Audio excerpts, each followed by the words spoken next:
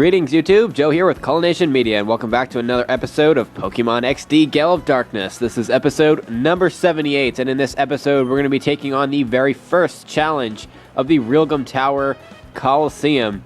And just like Pirate Town, it's going to be in like semi-gauntlet style with 4 back-to-back battles. The only difference, I guess, between this and what a gauntlet, like a true gauntlet style battle would be, is that you actually get healed in between every battle. You can also use all 6 of your Pokemon, and in some cases you may have to, with how difficult some of these battles can be. The first challenge, not so much. It's fairly easy, but the trainers here have all their Pokemon at level 40. So they're not really, under-leveled by any means. This isn't like a pushover Colosseum. Plus, they actually begin to use strategies, unlike what they used in the Pirate Colosseum, which is just random moves.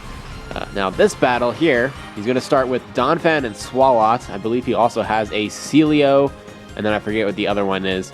But the strategy that he's going to use is the Defense Curl rollout strategy. So on the first turn, all of his Pokemon are always going to use Defense Curl. Thankfully, Donphan got burned there. That's going to give us some leeway here because with the Defense Curl rollout combination, rollout is going to do twice as much damage, and Donphan is definitely the most offensive threat. So lowering his attack with that burn is going to help us out a lot. Swalot is the harder of the two to knock down, simply because they're just ridiculously bulky. So let's focus on getting rid of that first, and we'll go from there. Flamethrower with Ninetales on Swalot. Probably won't kill it. Nope. Gets it down into the red, though, and Zaprong is going to finish things off here with the Psychic. It will be super effective on Swalot's Poison type, and it's going to prevent the full power rollout. And I'd much rather get hit with Donphan's burned rollout, even though he has a lot higher of an attack power. Zaprong and Ninetales both grow up to level 40 after defeating the Swalot. And Solrock is next. That is the other Pokemon I was thinking of. So he has Solrock, and Celio is going to be the last Pokemon that he brings out.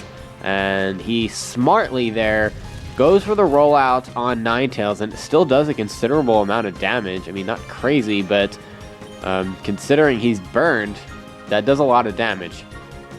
Okay, so we'll use Flamethrower with Ninetales on Donphan, and that's going to finish it off. And it will also save our Ninetales from getting knocked out this turn, because rollout does increase in power every turn, so that would probably kill him or come close.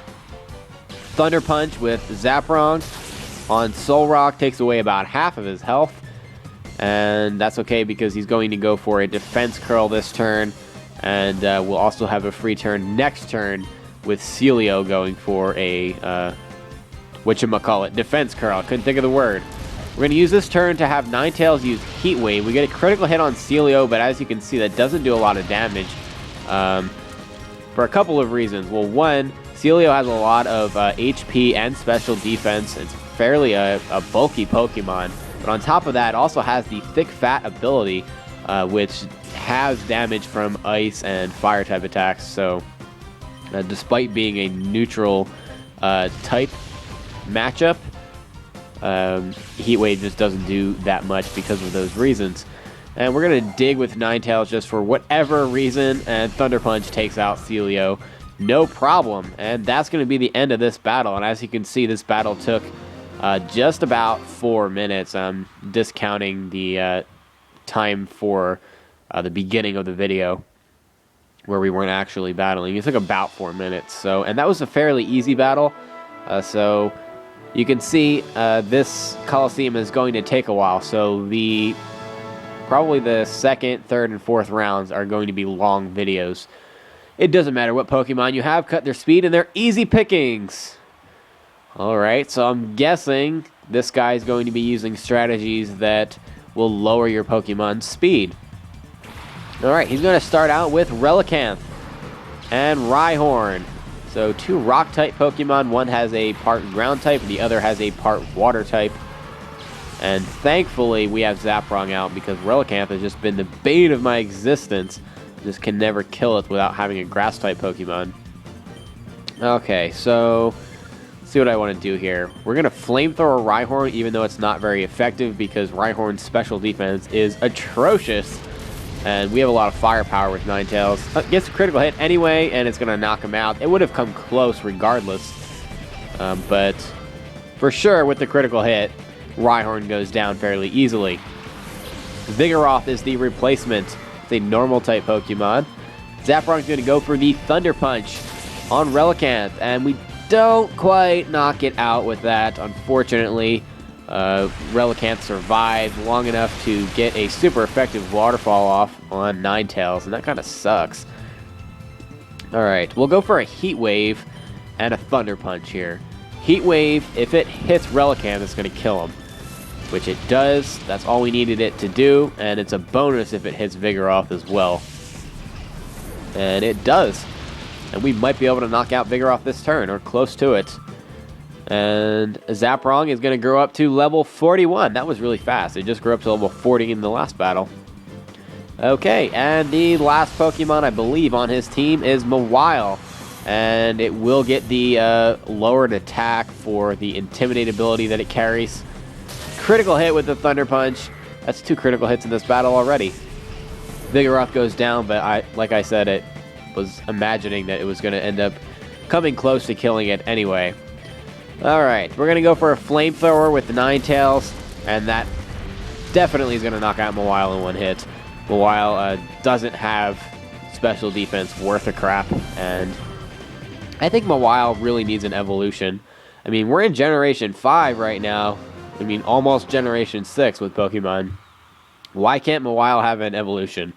I think he deserves one. I think a Mawile evolution would be awesome.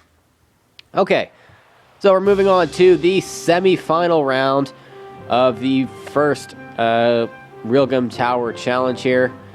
And it's going to be against some girl in a blue jacket. Awesome. You're lucky. You get to see my fabulous combo move. Awesome. One thing I did not explain in the last battle is that his speed lowering tactics mainly revolved around Icy Wind. So if you can defend against Icy Wind, you're pretty good to go. But I got a little bit lucky with the critical hits there. I got 2 that killed 2 of his Pokemon. So anyway, alright, so this person is going to start with Gligar and Castform. So I can see this strategy coming from a mile away just with her Pokemon choice. It's going to be a Sandstorm Fest. And probably all of her Pokemon are going to rely around Sandstorm and Sandveil and whatnot. Gligar does have a 4 times weakness to Ice because of its ground and flying typing, so we knock it out in one hit easily with an Ice Punch, and that brings Ninetales up to level 41. Dugtrio is the replacement Pokemon, and I think Gligar was the one that was going to go for the Sandstorm, so we got lucky there. Castform goes for the Weather Ball, and it's not that powerful when there's no weather condition on the field. Okay. We're going to go for a Heat Wave. No, we're going to go for a Flamethrower instead. Dugtrio goes for a Substitute, and I can tell that this strategy is a pain in the ass when it comes to having a Sandstorm on the field, because with Dugtrio going for Substitute there, you've got the Substitute plus Sandveil plus whatever attack it's unleashing on you, probably Magnitude or Earthquake, and it's just turns into a big mess.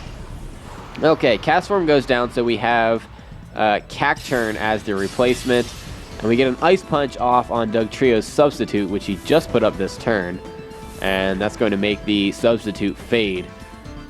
Let's see, we have Flamethrower advantage on Cacturn. Magnitude 10, oh crap, that's going to kill everyone. Magnitude 10 has the same power as Earthquake, and that's going to knock out both Ninetales and Zaprong in one hit. It's going to also do damage to Cacturn, but it's not very effective. And it still does a pretty decent amount of damage. That is not good. Dang. Alright. Well, now I need to be kind of careful here what I do, because that Dugtrio is fast, and if it gets another Magnitude 9 or 10, I mean, that could wipe out Lairon, obviously, in one hit. Okay, we're going to send out Crobat and Vaporeon as our replacements here. Cacturn's going to bring out a substitute. So apparently they like to substitute here. Alright, we'll go for a wing attack on Cacturn in order to break that substitute, and it should break the substitute because Cacturn's defense really isn't that wonderful, and now it's not enough to hold the substitute. Dugtrio goes for an Uproar, thankfully. It's obviously avoiding a ground-type move because of Crobat being on the field. It's just not really worth it because it would end up killing Cacturn and not hitting Crobat to begin with. Vaporeon goes for a Water Pulse on Dugtrio. It connects, and Dugtrio goes down. As a result, Crobat goes up to level 40, and Cacturn is left all by its lonesome. It's going to go for a Giga Drain on Vaporeon, and that does a pretty decent amount of damage, and it gets a lot of health back because even though it looks like it didn't do a lot of damage to Vaporeon, Vaporeon has a crap ton of HP compared to other Pokemon, especially Cacturn, so he ended up filling up his bar pretty nicely, but can't stand up to another wing attack, and yeah, Cacturn goes down, and that's going to be the end of the battle. I thought it was a perfect combo. Well, apparently it wasn't perfect enough because it didn't get past me. Actually, didn't even get to use the combo because I think I killed the only Pokemon that knew Sandstorm. Or you were just too stupid to bring out the Sandstorm after the fact. Anyway, but whatever.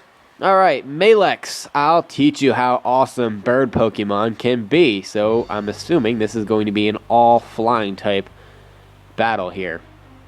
Noctowl and Skarmory are going to lead off the fight. So we've got a very physically reliant Pokemon and a very specially reliant Pokemon with Skarmory and Noctowl respectively. Alright, so luckily we have a really good advantage here. Ninetales is going to go for a Heat Wave, and it's not going to do a whole lot of damage to Noctowl because of its crazy high special defense. And it's going to do a good amount of damage to Skarmory because it does have the type advantage against Skarmory's Steel type. Thunder Punch from Zaprong almost knocks out Noctowl, but not quite, although it didn't even get him into the red zone. I mean, that's just a testament to how high his special defense really is. Mud Slap on Ninetales connects, so it lowers his accuracy just a tad. And Skarmory went for the agility, so it's going to be a bit faster this turn. So we should be able to knock out both of his Pokemon. And yes, Skarmory is glowing, which means it's preparing to use Sky Attack. And the strategy here is to lower your accuracy with Double Team and Mud Slap and the like, and then go for a Sky Attack so you can't hit them while they're charging up and wasting a turn. Then they're going to unleash a Stab Sky Attack, and that does a crap ton of damage. It has 140 base power, 90% accuracy. It's just going to do so much damage if you let it hit you. Ice Punch knocks out Noctowl, and Skarmory went down as well. So we have Swellow and Murkrow as the replacements here. Swellow has a part normal type, Murkrow has a part dark type. Both are very fragile, but Swellow especially is very fast. So you want to try to take that down on the first turn if possible, because it's almost guaranteed that none of your Pokemon are going to be able to outspeed it unless you have Electrode. And, well, Crobat might be able to, but that's not really going to do anything for us. Electrode would be a good idea to bring into this battle. Swellow goes down, but we were not able to knock out Murkrow. Thankfully, though, we do have the speed advantage. I don't think it was by much, but we did have the speed advantage on him. He did attempt to use Sky Attack, but Flamethrower is going to knock him out. And Murkrow goes down. And that's going to be the end of this battle. We've defeated Malex. We've also defeated round 1 of the Realgam Tower Colosseum. And we're going to be getting a pretty crappy prize, actually, the first time around. I think this first prize is the only one that I don't like out of all of them. Anyway, we get $8,320 for our Troubles and also TM49. And TM49 contains the awesome move Snatch, which steals a target's move if it raises stats. And I think it's actually a terrible move, but it's actually, it can be okay in competitive battles. Anyway, thank you very much for watching, folks, and in the next episode, we're going to take on round 2. Stay tuned for episode number 79. Game on.